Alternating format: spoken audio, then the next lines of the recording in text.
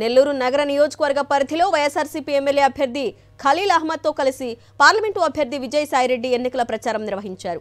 TDP, BJP, Janasena ప్రజలను మభ్యపెట్టేందుకు ప్రయత్నిస్తున్నాయని విజయసాయిరెడ్డి అన్నారు.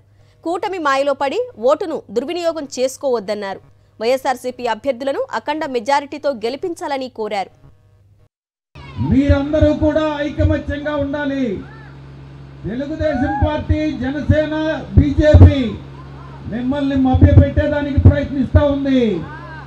వాళ్ళకు ఉన్నటువంటి డబ్బు సంచులతో మిమ్మల్ని కొనుగోలు చేయాలన్నటువంటి ఉద్దేశంతో మిమ్మల్ని అన్ని రకాలుగా మిమ్మల్ని వాడుకోవాలని మీ యొక్క ఓట్లు తీసుకున్న తర్వాత వారు మీకు కనిపించరు. మీ ప్రయోజనాలను కాపాడేందుకు తెలుగుదేశం పార్టీ ఉండదు. బీజేపీ ఎలాగూ మీ యొక్క ప్రయోజనాలను కాపాడదు అన్నటువంటి విషయాన్ని తెలియజేసుకుంటా ఉన్నా. కాబట్టి మీరందరూ కూడా ఐకమత్యంగా ఉండండి. శ్రీ సత్యసాయి జిల్లా హిందూపురం పట్టణంలో వైఎస్ఆర్సీపీ అభ్యర్థిగా కురబా దీపిక నామినేషన్ దాఖలు చేశారు. మొదట స్థానిక ఆంజనేయ స్వామి ఆలయం, మదర్సా చర్చిలలో సర్వమత ప్రార్థనలు నిర్వహించారు. భారీ గజమాలతో స్వాగతం పలుకుతూ ఆల్ ది బెస్ట్ చెప్తూ శ్రేణులు నృత్యాలు చేశారు.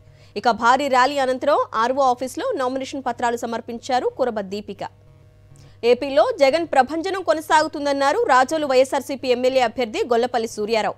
నామినేషన్ సందర్భంగా మల్కీపురం నుండి రాజోలు వరకు భారీ ర్యాలీ నిర్వహించారు. అనంతరం స్థానిక ఆర్ఓ కార్యాలయంలో ఎమ్మెల్యే అభ్యర్థిగా నామినేషన్ దాఖలు చేశారు. అడుగడుగునా జగన్ నినాదాలతో అభిమానులు హోరెత్తించారు. ప్రజల గుండెల్లో జగన్ దేవుడిలా కొలువై ఉన్నాడని గొల్లపల్లి సూర్యారావు అన్నారు.